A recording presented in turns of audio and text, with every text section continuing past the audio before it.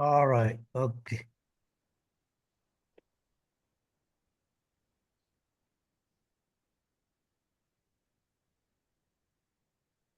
What did you click to get recording done, Arjuna? I think it's already record, right? Yeah, recording is started. Yes. Yes, yes. But what did you click? Because I don't see any. I request you to record. Okay. Okay. Oh, all right. All right. All right. Study. But how do I do recording myself if I want It's to? already recorded. Yeah, it's already recorded. Yeah, recording. Yeah, I know you requested me. Okay. It's a bit different lah from our normal. All right. Okay, I think we should start lah. All right. Okay, we start. Yeah. Hi, good morning, everybody. I'm Sugumaran R.S. Ramachandran, the Vice Chair of Institute of Electrical and Electronics Engineers Consultants Network Affinity Group, and the Organizing Chair for the Professional Activities and Others Relations event, and your host for the day. On behalf of IEEE CNEC Malaysia and PAIR, as we are known in short, I'd like to extend a very warm welcome to our guest speaker, Associate Professor, Engineer Dr. Arjuna Marzuki, and also to each and every one of you present here today.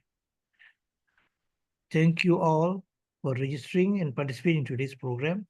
I can assure all of you that you will learn something very interesting and beneficial today. This program will be for about an hour or so, followed by some question and answers. Now, before we start, some house rules. Please mark your attendance so as to enable us to issue you the certificate of participation. The attendance sheet is already on the chat. The CNEC membership will also be posted later in the chat. Remember, the CNEC membership is free. Any question you'd like to ask, you may also use the chat while the program is in procession. Please switch off your microphones, okay? This is not necessary. And finally, there'll be a survey form which is also been uploaded in the chat for your reviews and feedback. Thank you. Now, for the program of the day, a talk by Associate Professor, Engineer Dr. Arjuna Marzuki on CMOS DAC using current source register string topology. Minute. Now, Associate Professor Engineer Dr. Arjuna Marzuki holds a BE honors from the University of Sheffield, an MSc from University of Science, Malaysia, and a PhD from University of Malaysia, Perlis. He began his career at Hewlett Packard as an R&D engineer in RF and RFIC design, later joining IC Microsystems and Agilent Technologies, where he led analog IC design teams. Arjuna has over 27 years of experience in industry and academia, including roles as an associate professor and senate member of Wawasan Open University. He is a chartered engineer, a fellow of IET, and an active member of IEEE with over 100 publications and US patents. I now present to you Dr. Professor, Associate Professor, Engineer Dr. Arjuna Marzuki. You know what's the irony, Dr. Arjuna?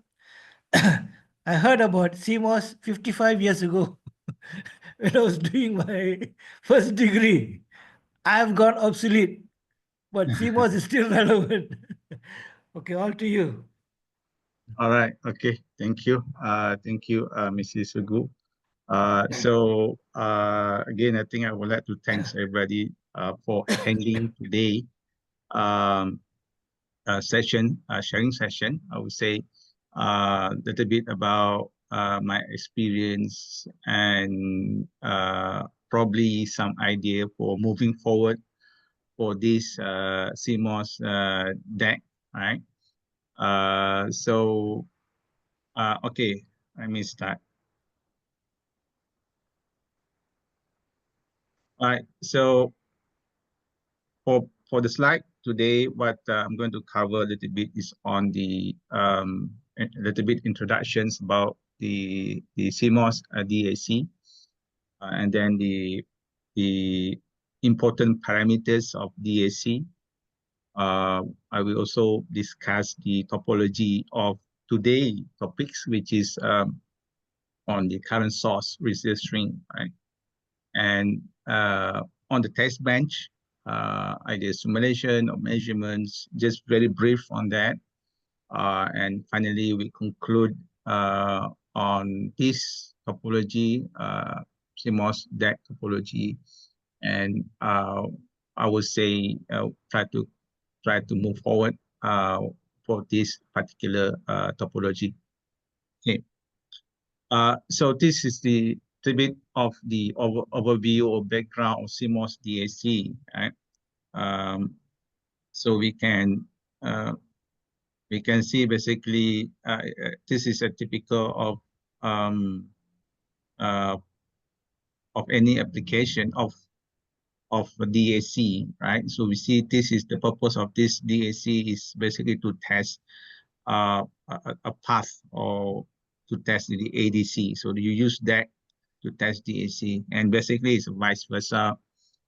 When you have DAC, you need to use ADC to test DAC, right? So kind of like complement each other.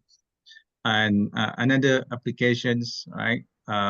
Probably on the wireless, right? Or telecommunication, you have basically digital, you convert to analog straight to power amplifier and antenna. So this is more on the RF, more wireless, can be telecommunication, field, and so on.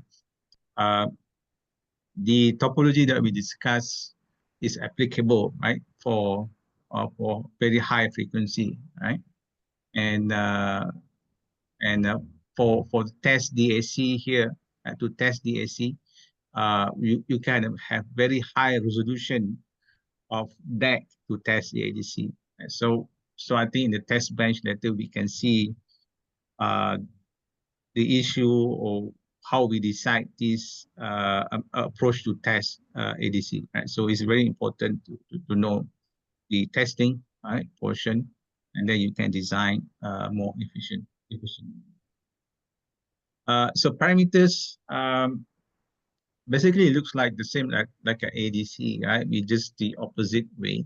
So you have the first thing is resolution, right? And then so resolution is just for example how many bits, right? So if I have 10 bits or 12 bits, and then have this voltage range. So what will be one LSB constitute how many millivolt or many microvolt. So this resolution, bits resolution, and also analog voltage itself. So that will be how accurate this thing is. And then you have this integral nonlinearity and differential nonlinearity. So this is more on linearity, right? You have cycling time, right? Slew rate, right? This is we're going to see this more or slide on this cycling time, slew rates. And then the on the kind of dynamic of frequency related things, bandwidth, right? Sampling frequency, of course, and noise. Another issue here, right? We have this quantization noise idea, which is a little bit different than a normal analog circuit, which is a typical noise, but this is more like quantization noise, and there's other related to it, right? Other than this quantization noise. And then you have the signal noise distortion ratio and spurious-free ratio, FLDR as well. So this is will be on the dynamic performance of DAC. Okay. So a little bit technical, I think, today's session, but bear with me. So basically, I try to be very try to use a layman term and try to make it very easy to understand. So DNL or INL is normally static matrix, what it means by this is that it's supposed not to change with respect to frequency. So it's just a low frequency testing, right? So that's why sometimes it's just a DC, right? DC testing. You can just change at the DC, at the input voltage, the digital itself, right? And it corresponds to what output voltage is. So this is supposed to be a DC or static matrix, right? And not related to frequency. So it's quite straightforward. This means an actual chain transition from one step to another step. So you imagine that this is analog output. So you change one bit to another bit to next bit is supposed to change, right? So normally people will report 1 LSB or 0.5 LSB. So that means the increment, if good increment, that means it's very flat, right? This increment is the same DNL, maybe 0. For example, actual increment in transition equal to ideal, there will be 0 DNL, right? In actuality, you cannot get. You have maybe half LSP or 1 LSP. So another term is integral. So integral is the whole range of DNL, basically. So you have this DNL at every steps, right? So once you have this, every step you have DNL, you can do integration to get this INL. And so both are basically INL and DNL is aesthetics, right? And normally again try to remind us that this imply for low speed, right? The main thing lah, the main issue lah. The matching of behavior of current source. So later we see that because we use a lot of current source, and this for today's session we use a current source resistor strings, right? The INL or DNL itself, right? Or basically is INL, you can say that. Determined by this matching of current source, how good you can match, right? So, and that's the reason why when you design this DAC, you have to look at the current source design, right? How basically you want to make sure that there's no mismatch issue, right? So at the current source. So you have to find the best size of transistor, make sure that you don't have any problem across corners, across process variation and so on. So you want to have the best matching of current source. So we see that later, right? The idea about this, how to improve or to reduce the mismatch, right? Okay, so this is another response of a typical a DAC, right? So we have an ideal response supposed to be like this, but no way we have going to have this. So the real response will be like this. Right? We have delay, right? And then there will be some ripple, right? So there will be slew time or slew rate. That's why we make comment here, right? So there's a delay, right? So I just mentioned there's a delay here, and there will be slew and a ripple. So this is will be the glitch. Later on, we see the glitch issue. We're going to see that, but there'll be another on top of the glitch will be there's so many reasons of the glitch issue. So we're going to see that in next slide, right? So slew time or settling times can determine how fast is your DAC is, right? So you imagine that if you want to have very fast response, you want to have very good slew rate or slew time and very fast settling time, right? So I did mention the glitch, right? There's now the glitch clock fit through CFT, our timings mismatch between the switching, right? So on top of this standard report, we have the clock fit through again, right? And also timing mismatch between switching. So we see this, we're going to see this one more time. The timing mismatch and the clock fit through issue, right? So quantization noise. So this is something for those people in analog design, IC design, we always discuss short noise, thermal noise, right? And And then we said to have this kind of like what is quantization noise. So quantization noise actually is basically just saying that if the idea would be like the shaded thing, but in reality that you have a quantization thing that you can move up or can move down, right? So, and that's why on the right here, we have example, right? The so-called the dash actually is the shifted characteristics.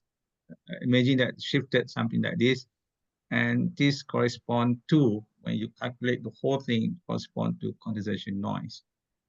So there's it based from this equation, right? So basically, this is coming from the graph, right? So we have LSB squared times over the period, and then you square the whole thing.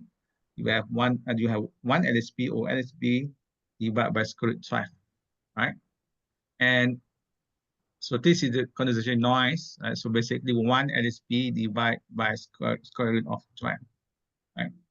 And of course, you can change this. So if I go back to this slide, so just talking about the dynamic range of your DAC, you have the smallest one, what we call LSB, least significant bit, and you have the full scale range, right? The full scale range, I mean the biggest voltage that you can have. So that means the dynamic range is from the small value voltage to highest value voltage. So end up that is basically just 2 to the power of n. So n is the bit, right, number of bits. So if you log this, you change to from magnitude to log, right? Just log this 20, right? You have 6.02 n. So n is this number of bit. So in the sense that if I have more number of bits, I can have a very big dynamic range. So that is the indicator from this mathematics equation, right? So that means I can change this LSB with full scale range, right? Because I have this equation here, and that my equation of noise is full scale range divided by 2 to the power of n square root, right? So this quantization noise, right? We determine a lot of things. The LSB, we determine the full scale range. So if I have a high, if for example here, if I increase number of n bits, my noise will be reduced. From this equation, if I increase number of bits by maintaining the same full scale range, if I can do that, then I can reduce my quantization noise. That means it's less noise, right? I make it small, right? Because the resolution is big, right? So this is the idea that how we decide our topology, the scale, the resolution in respect. Okay, right. So senior to noise ratio, we have the noise just now. So we know the noise is the same equation just now. So this is a noise, quantization noise at the moment. And this is the signal, the output. The maximum has to be the maximum output at the DAC, right? So basically, the largest possible RMS value will be out. Basically, you can use the full scale range again, right? It's a square root. So that means the peak voltage, you need to convert it to RMS. We use this standard formula, right? Full scale range or VREF. So you can use a VREF again if you have an idea about the VREF, and use this formula. You can replace that. You end up the senior to noise ratio. The maximum you can have is 2 power of n, the number of bit, square root 6 divided by 2. So if I increase number of bit, I reduce my noise quantization, and therefore I increase my senior to noise ratio. So my senior to noise ratio improve if I increase number of bits. That from this equation. All right, so this is another distortion added to the noise, right? So distortion is because there's glitch, right? There's a clock skew, or many things, they have distortion. Just now we assume that it's a perfect switch. If this is not perfect switches, there'll be some distortion, right? So and then we can just basically using the same formula, right? And instead of SNR, we can just immediately say that this is SINET or SNDR, right? In reality, when we do the measurement, right, we seldom see SNR, we see actually SNDR, right, because the noise actually is together with the glitch. So the formula is actually the same, right? So we just change instead of, you see here, this is the original formula coming from the previous slide, right? And this is we assume that there's no distortion, right? But we can use the same formula again and just saying that basically effective number of bit because the distortion is there. Right? I just change instead of just S and R, is now is S and R DR, right?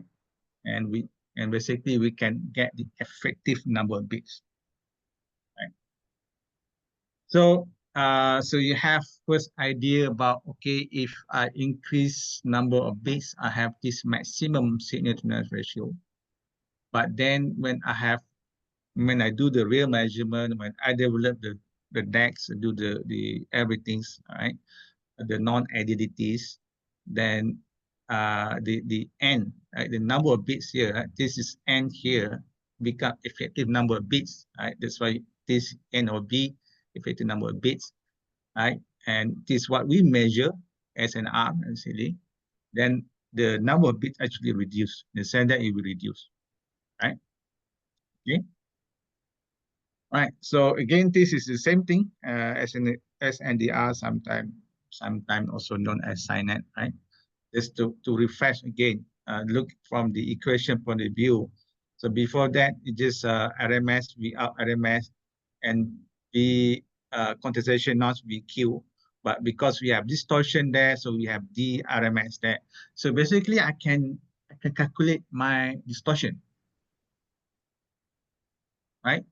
So I have the theory, I have the maximum S and R, and then from the measurement, I have S and the R. I can determine my distortion signal here. So I can work on that. So there's a lot of things. If you want to go back from the measurement, okay, that means I can improve this distortion due to this glitch from the switches and so on can be measured, right? And we can solve that if we understand this. But first we need to have the numbers and try to understand it and figure out. All right, so on this spurious free dynamic range, so this is, we have harmonics, right? So on the previous slide, we have S and R. We assume that there's a noise floor, right? There's nothing, there's no harmonics. We can say that now is we keep increasing the voltage, right? The output, the tendency of having a harmonic distortion. This means the harmonic coming into the picture at the noise floor. You can see here, right?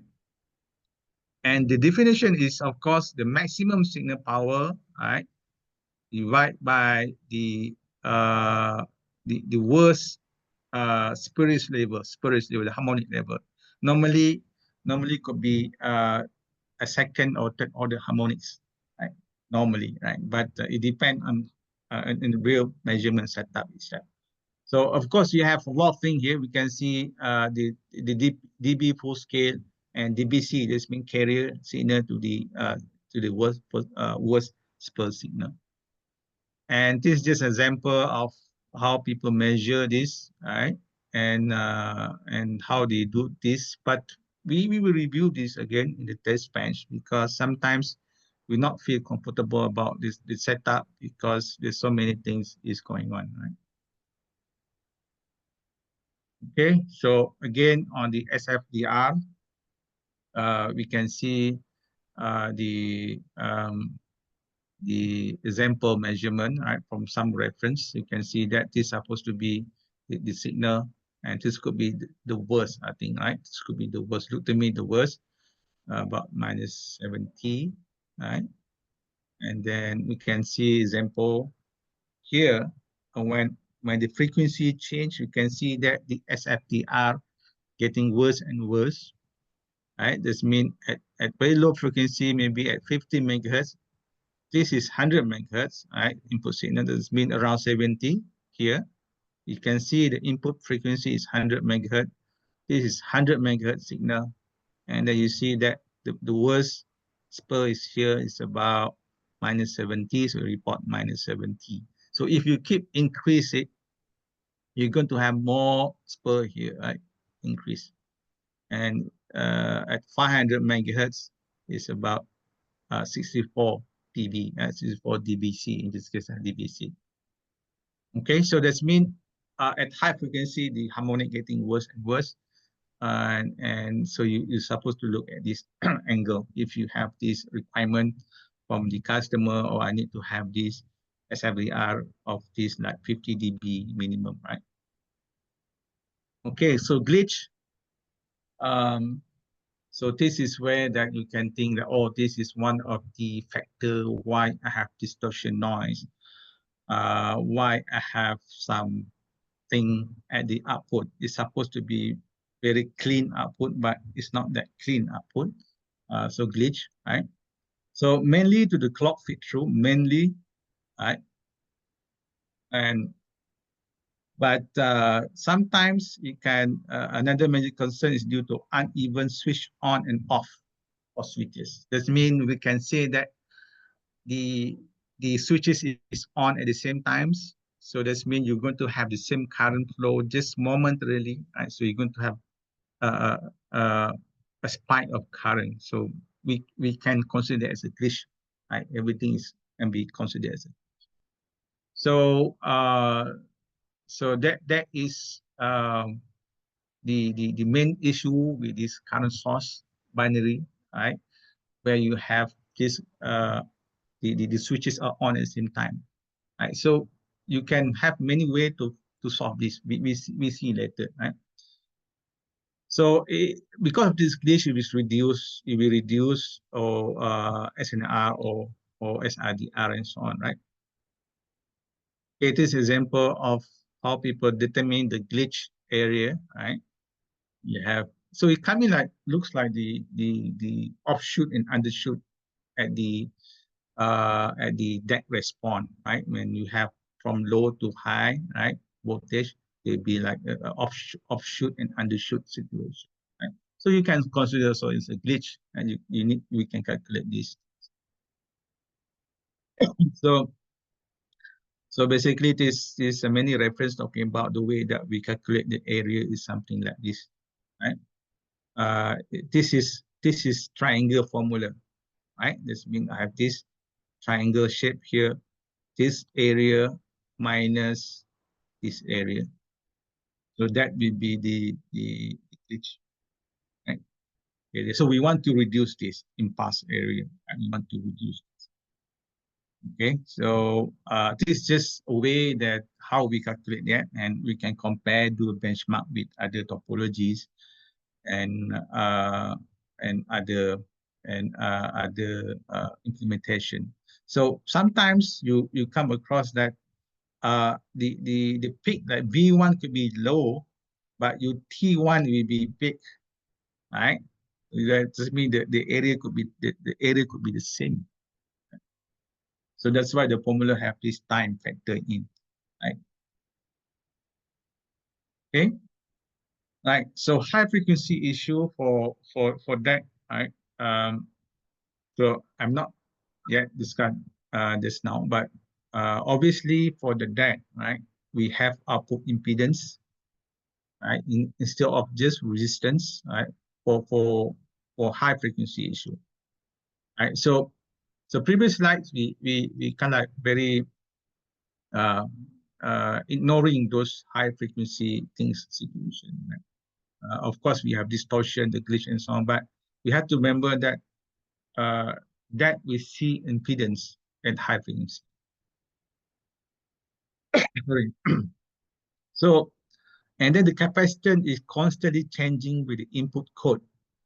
So when you keep change the code, so the capacitance that related inside the DAC will change, right? So this basically we end up change the capacitance value. Right, sorry. The other thing is the DAC bandwidth, right? It had to be related to Nyquist frequency because the current source, the topology that we're going to discuss, right, or for this today, is still considered a Nyquist. That means you have the sampling frequency, you have this input frequency. So sampling will be twice the time higher than input frequency, right? And basically, it will limit it by that Nyquist things.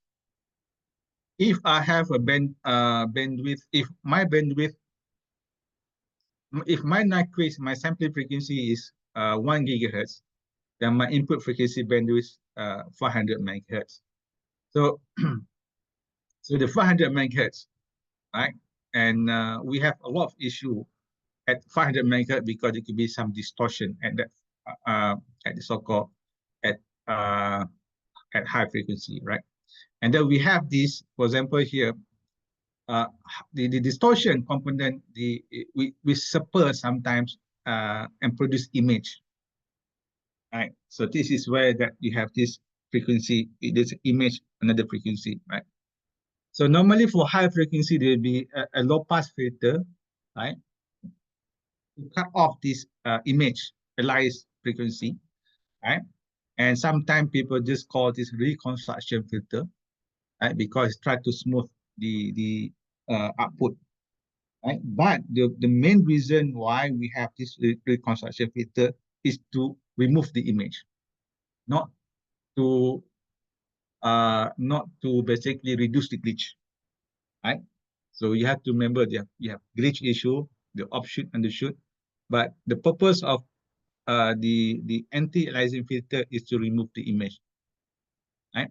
And this is specifically for high frequency application that we want to use that for RF or wireless. So we want to have this so-called very sharp response of filter just to remove it. So that means the bandwidth of the filter and bandwidth of the DAC will be coincide. It's very challenging to design that kind of filters, right? Okay, so another way is to increase the frequency, right? Is we end up using a parallel DAC. It can be the same topology, but we do it in parallel. That means the output will be summation at the output. That will be the way how we do that. So in this case, we can increase the bandwidth or make use of the bandwidth of this parallel DAC without the construction filter, right? But the size of the DACs could be disadvantaged because you have to parallel, you have to DAC in parallel, right? So this is trade-off situation here. So that means higher frequency, there will be a trade-off situation that we need to find the best so-called trade between these things, right? All right, so this is what I'm going to basically share on the basically the current source, right? This is string. So it's coming from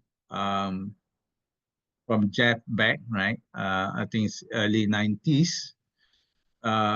So he's at the time still HP, right, in the 90s. And this was I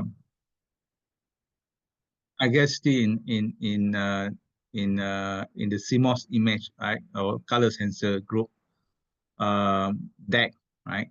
So basically so the work is already started in the 90s, right? About this current source resistor string, and we can see that basically the resistor string is in this arranged in this manner. You can see that we use the word R, right? So 8R. So this means this is a unit, 1 unit R. So the idea is that if I have 4R, this means it's just identical of 4R, right? It's not different value. This means physically the resistor has to be the same size, So this means if this is 10 ohms, I have for this 4R, I have 4 times 10, 10 ohms in series. So they are not 40 ohms, they are 4 10 ohms in series. So that is where that the matchings that we discussed earlier for resistor. And of course, for the same thing for the current source here, at the moment, I think this is on the resistor string, right? That's mean binary resistor string. So the current source actually the same value, right? Example, this is 20 microampere. So this means all of them is 20 microampere, right? So this is in 90s, and the reason is why we have resistor string. Of course, we do not see an op amp here, right? So basically, we suppose do not have a big capacitor, right? Big capacitance here. So that means the capacitance is normally inherit or parasitic capacitance of resistor. So that one we cannot remove, right? But there's no op amp here, and therefore this guy is supposed to be very fast. So this is high speed DAC, right? So the design, the pattern is for the high speed DAC. All right. So this is the switchable current source. And we see that the switch is basically the digital input. We need to change this digital input bit, right? So we have, for example, 12 bit, 10 bit. So the bit is controlled here. And this is a current source, the CMOS, right?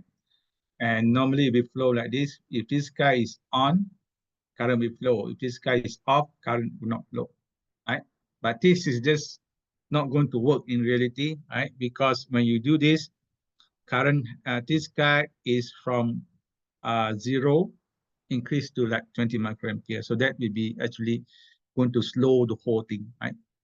And the suggestion or the proposal is something like this. We have actually another transistor here. This actually is the control or digital signal that control this, that basically steer the current. So steer the current either to the output, right, or to the ground. So, and if we do this, we notice that the current that this transistor is always the same. It's always 20 microampere, right? Always 20 microampere, and just current will just either move to here or to here, right? And one disadvantage is this guys always consume current.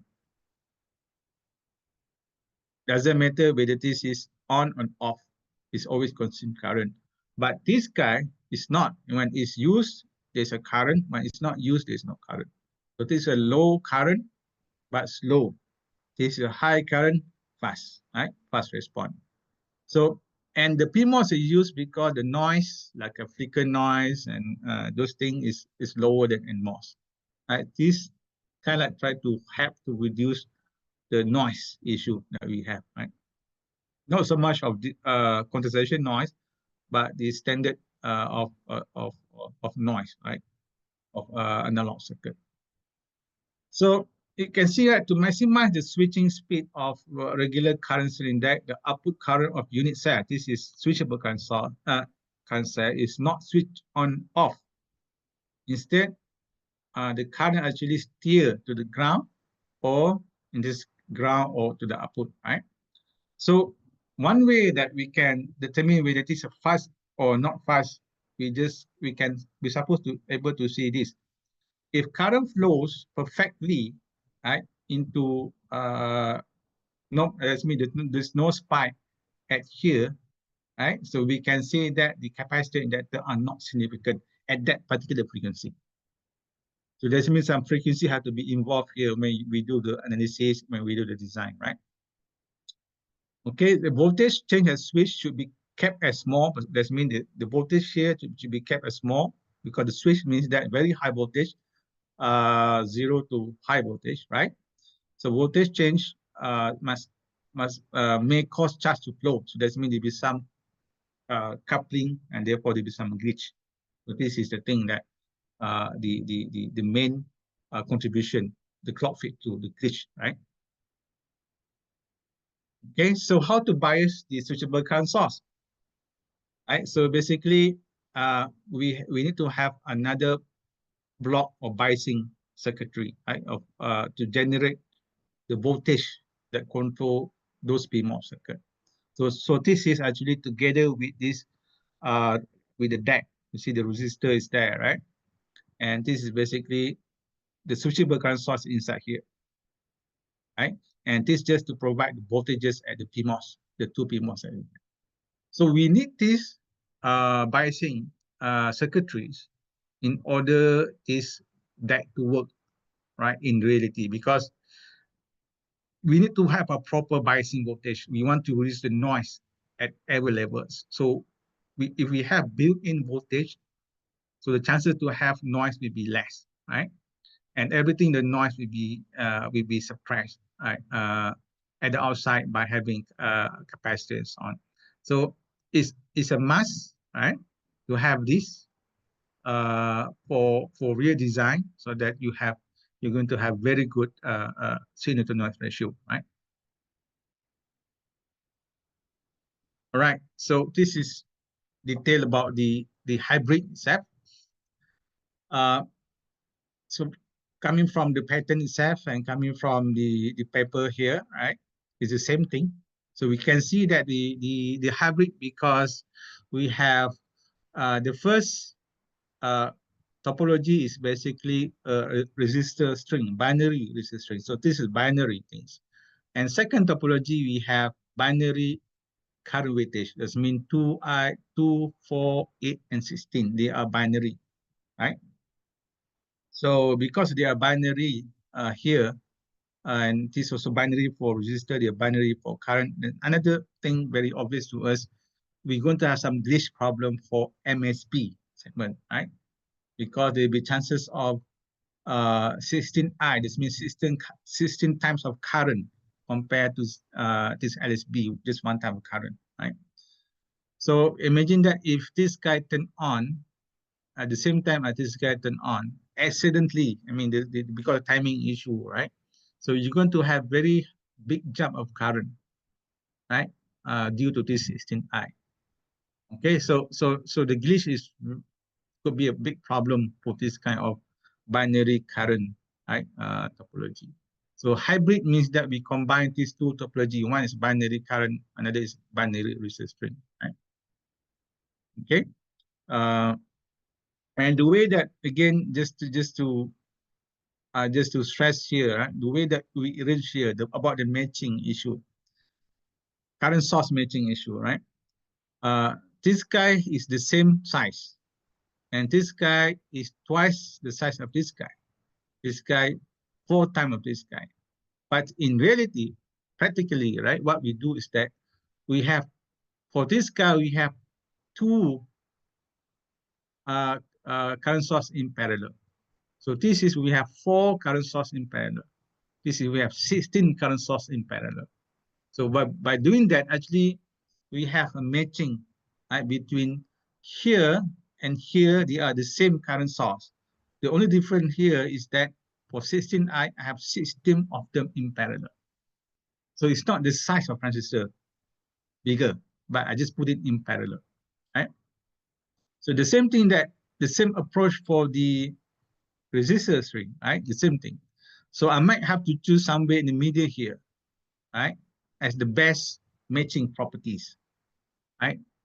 Later on, we see the best temperature coefficient and so on, right? The best precision and so on. So this could be the best size or the best matching. So this means if I want to have 1 R here, I need to have 8 in parallel of this guy, right? And for the 64R, I have the series of this 8R. So the same approach that we have to do for the current source, we have to do for the resistor string, right? So this is to make sure that the matching is good, right?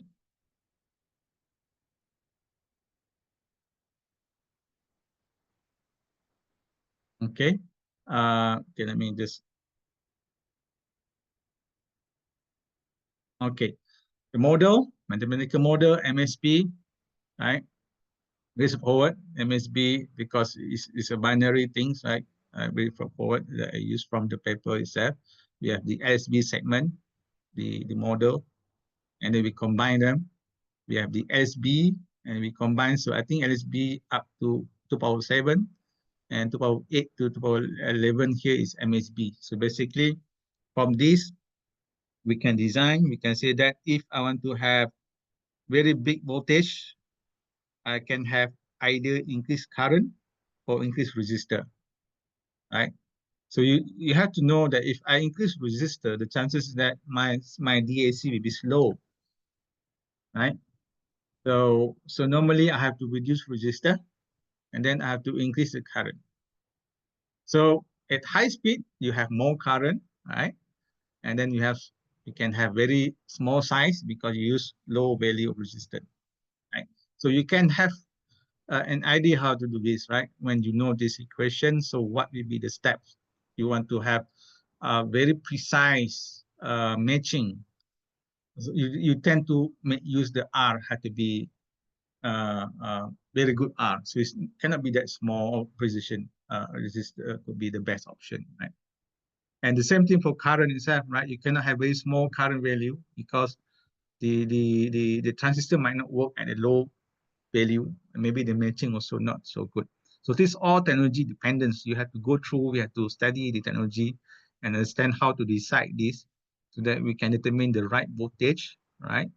And then we can also from that voltage, we can determine the current OR. So this is where that we can decide either we start with the I first, or we start with the R first, and then we determine the current value, right? All right, so more on the switchable current source. Just now you can see that in the previous slide, but this is just to indicate the bias line here, right? This is a bias line. This is a switchable current source, right? Remember that this will go to the resistor, right, or the output, and this will go to the ground. We select this, and this is the biasing itself, right? This is a biasing circuitry. So we probably have a band gap circuit here to provide the VRAM, right? And this is, you see here, this actually is exactly the same as this shape, right? So basically they are the same guy, right? The only thing is the parallel, right? In this case, you imagine that I have one parallel. This guy could be M parallel, number of M parallel. And therefore, I'm going to have number of M times current. In this case, I have one current value, say 20 microampere. This is M times 20 microampere. So even in biasing circuitries, we do so-called this concept that matching, right? You might say that it's a reusable. I mean, you make use of the switchable current source for all the places that you can use current source. I use the same current source, topology of size and so on. And if imagine that if I can design this with voltage reference, this guy going to give me very accurate current, right? If I want to have 20 microampere here, example 20 microampere here. So what will be the current here? Because imagine that this is a VREF 1.2 volt. So there's been VFB here have to be 1.2 volt. So you know that it's 1.2 volt. So we can determine the size of resistor here. And you know that what will be the current. And then you know how many parallel it is, right? And even the R here, resistor here should be the same as R in the resistor string, right? So that's me, I put the N here just to show that it could be multiple of R, right? It can be in parallel, can be in series, okay? And it's good for PVT because you need to have this process voltage, temperature variation or Monte Carlo and so on. So you need to have this biasing. I just remind again just now, right? We have this, we need to do this. So without this biasing circuitry with the VRAP and so on, we cannot actually having a very good PVT, right? And precision resistor and the key temperature coefficient here, this is issue here, and temperature coefficient in resistor is issue here. So you need to have very low temperature coefficient. And then the other thing for the statement here, the bypass capacitor, right? So you want to have a bypass capacitor that's been whatever the noise coming from the supply voltage is suppressed to the ground at the biasing voltage. right? So you do here, you're not doing at here, you do at the main biasing circuitries, right? Okay, so this is more detail on the try to reduce the glitch, right? So remember just now we have the bit that control or the control the switchable current source that steer to the ground and output, right? So and we have this glitch issue, right? And normally in the switching core, we call the switching core the one that switch. If we do not use this switching core, we probably have just used a normal inverters, just buffer of inverters, right? To just on off that switches, right? And if we have a normal inverters, we're going to have a lot of issue, timing issue and so on. They could be some switches are on at the same time, temporarily or momentarily, right? So if you have more complex design or switching here, so you tend, for example, you have latch, right? So latch block. So this latch basically it improves those timing issue, right? And deglitch basically to put it in differential and so on. And you have slew so-called to reduce switching reduce driver to reduce, because imagine that you have 0 to VDD, so very high switching. So you tend to have you tend to have a glitch because the clock feed through at the output DAC, right? So one way actually to reduce is a swing at the driver, right? So you have this SRD circuit, and sometimes you can figure out maybe I can slow down the timing, right? But probably you do not want to slow down the timing if you design high speed DAC, right? So that means the timing is, if you want to reduce the rise time or fall time, rise time especially, you probably that you're talking about the low frequency DAC, right? But for high frequency DAC, you say that okay, maybe I need to use CRD. Most of the time they use swing reduce driver. Right? Okay.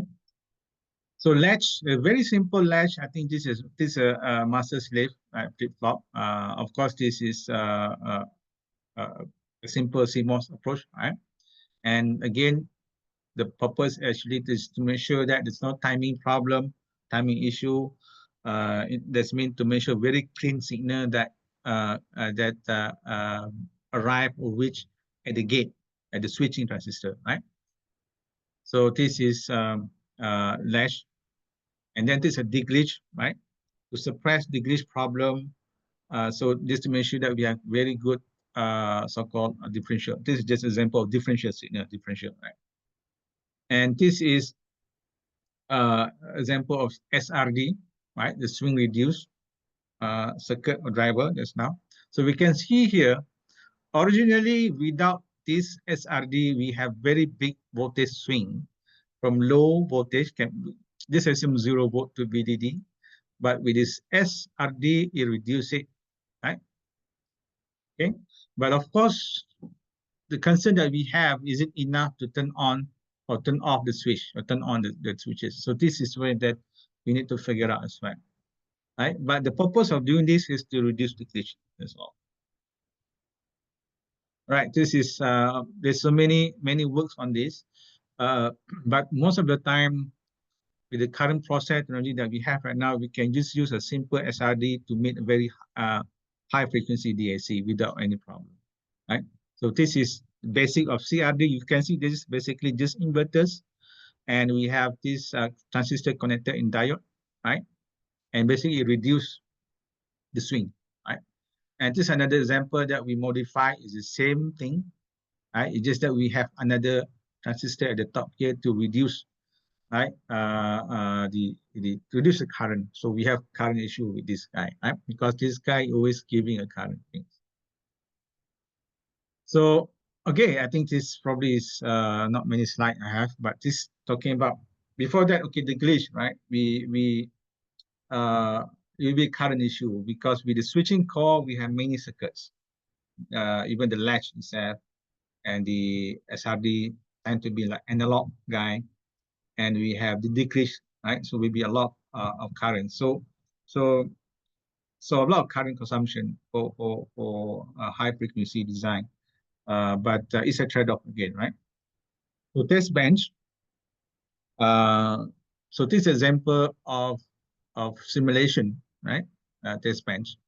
We have post layout. This can be a differential DAC, right? So one will be positive, one will be negative. And in of course, for using cadence or any tool that we can get whole, right? We tend to use Verilog A just to quickly design ideal ADC. So we need ADC so that is properly properly provide the right digital to the DAC output itself, right? So that is the normally the way that people do in simulation, right? And in fact, it will be the same for more, right? About this, for example, like the DAC, right? That we have here is ideal DAC, right? And we can assume that we're using Verilog A as well, right? And this is the real DAC. It can be post layout level, right? It can be pre layout or schematic level, and we're supposed to compare this and see the effect of the non-ideality of DAC with the ideal DACs. Right? So that's from there we can determine the issue like SNR clearly, and especially the distortion part and the even the harmonics portion part, right? So this is where that very important that we need to design the Verilog A as well, especially for high frequency DAC test benches, right? So this okay, just so this is basically kind of like a real measurement. So nowadays, most of people use FPGA or board that can give digital. We can control digital. We know the perfect the so-called digital output that we can control. So we want like a sinusoidal, right? We expect that, so we can determine that. But one thing that problem that arises is that at very high frequency, even FPGA or very expensive board cannot go that very high frequency, right? Especially like, for example, in 2 gig sample per second here, you have these digital, right? And then this digital complexity itself, actually in the DAC, you have to make sure that they consume a lot of current, right? So this, well, it's supposed to be for testing, right? So we're not supposed to design this and worry about so much, right? So that's why most of the design now is like for very high frequency. We have to make sure that we have digital pattern, right? We have digital patterns at the embedded in the on the chip itself. And for example here,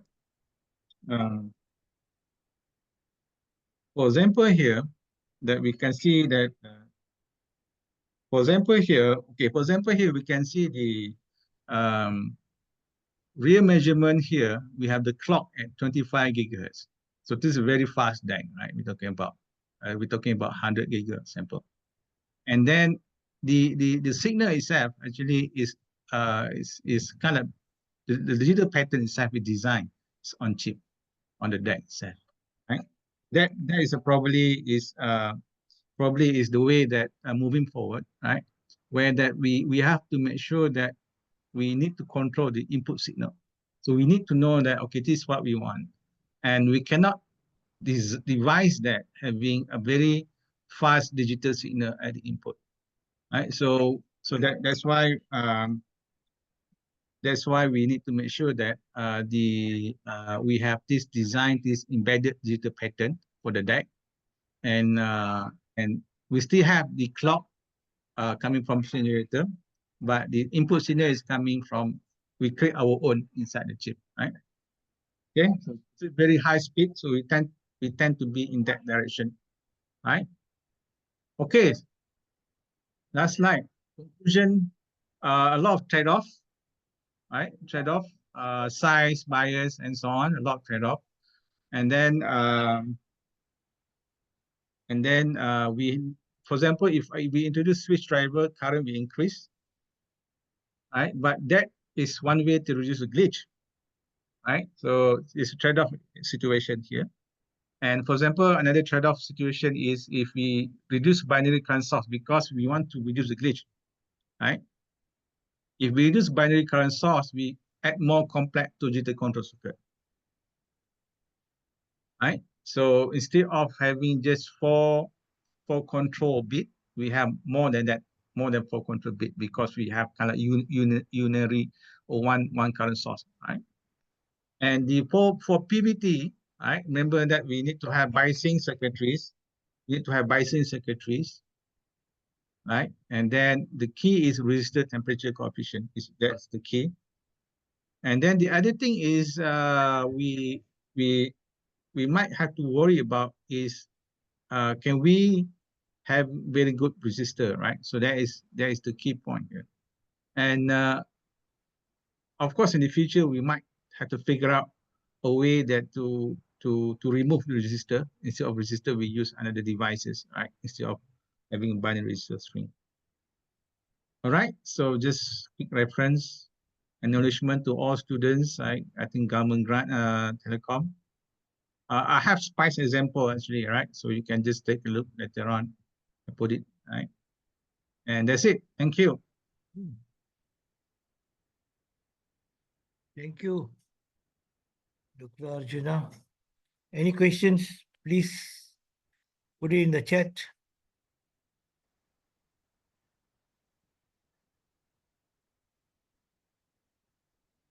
You may ask your questions through the chat.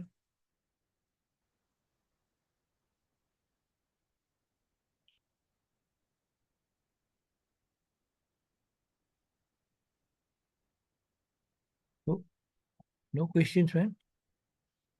Who is coming? Swahili, Singapore. Okay.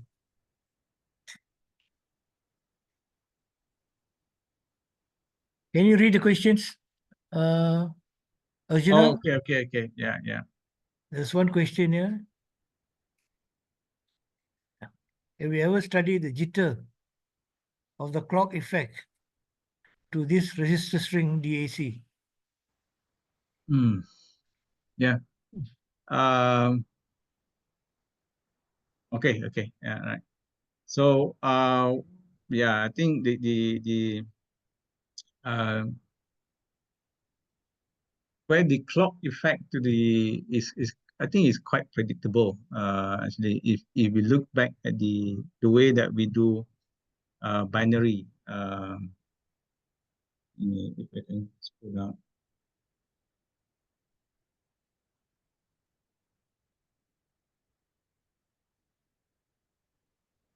Actually, we can model this, but we're supposed to model this. So if we have this this is a 3-bit model, right? 3-bit model. And we're supposed to be able to study if we have the clock, right? And you see the clock just fit through at the output here. With the first clock here, the clock the top here. So whatever that you see that jitter that happened here, it will happen here. So quite predictable. So it's just that we need to do a proper model. At the moment, the model is not that proper, right? And the same thing if the clock could be the same clock, right? The same clock is a different timing. That's all, right? Different timing, right? And if you have the latch, if we synchronize the timing, right? And therefore you can have more predictable jitter effect at the analysis at the output. Okay. Next question from Rosalina. Any device suggestion? Any suggestions on the type of devices? Is a CMOS, so I always expect had to be CMOS. It means either NMOS or PMOS transistor itself. this is one thing that I because when I introduced this topology to the students for many years, I think this is like in 2009, now it's like 15 years, right? I did try to push students to do it on active devices, right? Of course, there's disadvantages here and there, but we need to understand that. So if you want to have very pure CMOS design, so the answer will be using active device transistor itself, right? And you have to design that they have to be either in triode region, right? And so on. So, and of course you have biasing issue and so on that you have to worry about. That is a progress that we can do, and if we do that, we tend to reduce the size of the deck. The main reason why I see students or people not moving in that direction because the size is small. You have 12-bit DAC, you have 16-bit DAC with resistor string.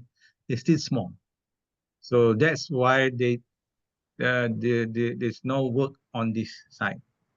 There's nobody care to change the resistor passive device to active device, right? But there's something that I would like to see in the future, that people try use that, try to replace these passive devices with active devices and see how it works. You have non-linearity issue and so on, but if it works, then you're going to have very can be very fast, right? And design deck, but you can have a lot of creativity with that because you can change the resistor size, resistor value with some biasing there. So it's a lot of interesting with these active devices approach. Any more questions? Okay, there's none. Want to take a photo? Dr. Arjuna? Oh, okay.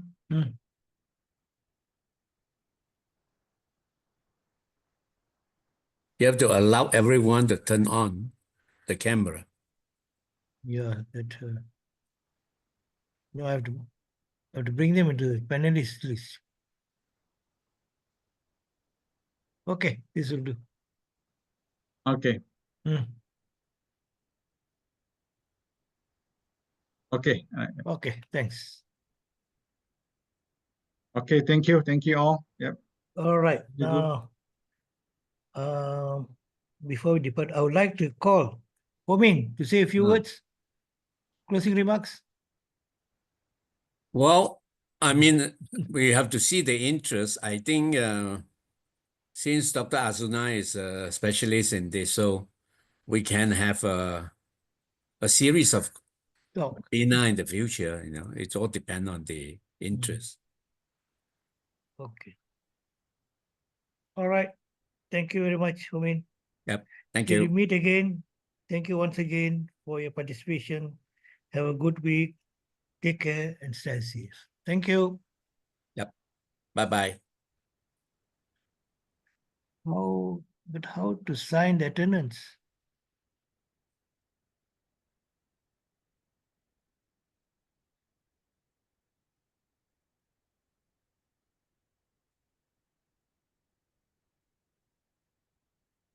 But when they registered, they already signed the attendance, or there's a separate form. There's a separate form.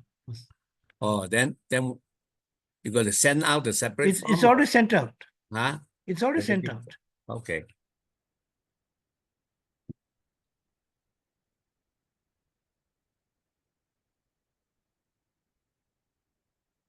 The forms are the attendance form and survey forms. It's already there.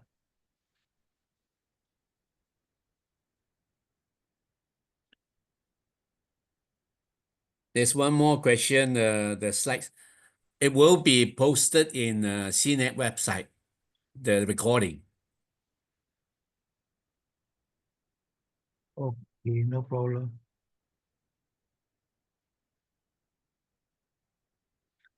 Everybody's asking where to find the attendance form. I think you upload it again.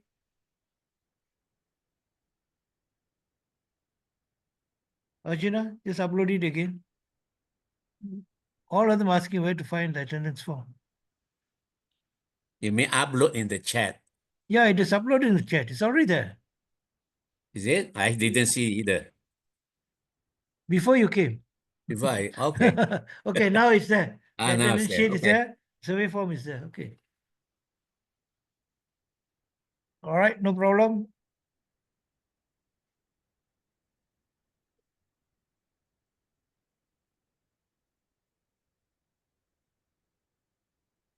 So everybody clear now?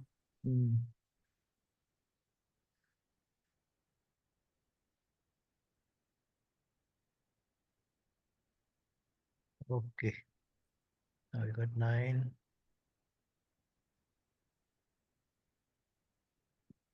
Hey, Homin, we'll just have a short meeting after this, huh? We turn on this or what? Huh? After We this, turn- after this. Let all of them go, and then we'll have a short meeting. Okay. I cannot see the attendance. Hey, it's already there. Maybe I can post it one more time.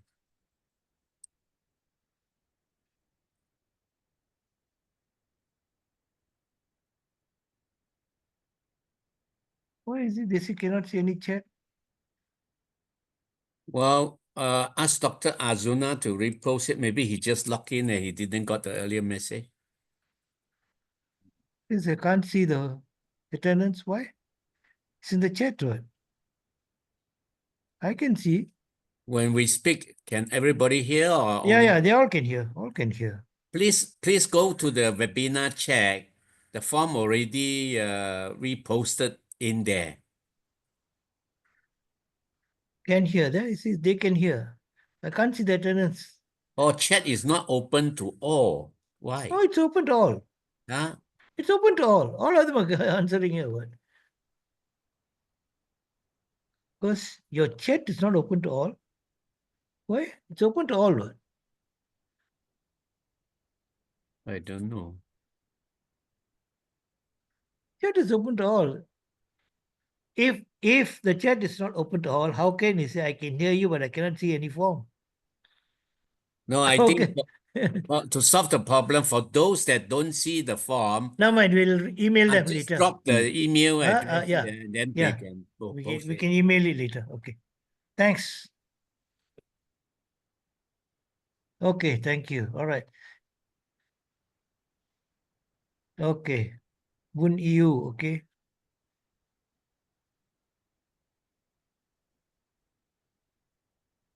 So good. Please just email the form. Yeah. Okay. Oh, they all have sent the email addresses, but we have the email addresses anyway. You have, okay. Yeah, we have all the email addresses. How come they can answer and they say they can't see the chat? Huh? Arjuna? Any mystery? Huh? The No, answer because is your no, they're saying send to me and then they say thank you if and I all send that. the message, I only send the panelists or somebody who has a full control, then send to everybody. You see their reply, they only send to panelists. Yeah. Even they But say what about we can see all message because we are panelists, but not necessary. They can see the message, maybe. maybe. No, Anyway, I need to, anyway, we have to revert there back are to only Zoom. 13 of them, so This just post to everyone the form. yeah. Just But this is the email. first time we're trying webinar now. I don't know. Chris seems to like webinar, but I don't like. Zoom is much better. Well, it is Zoom. It is Zoom, but it's just a different way of doing it. Yeah, it is Zoom. Exactly. It is Zoom. The platform is Zoom. Online platform. It can be a Zoom or webinar. I can't hear you. No, Arjuna, you need to be muted. I think we better turn off this, then we can have a link. If you want to discuss, we can have a link. We can have a WhatsApp Ah, group like call also can, no okay, problem. can Yeah. also. Like So last, I think last, we end like, this because okay, we'll end up okay. this. Thank you. Okay, thanks, Professor Arjuna, for a wonderful technical talk. Okay.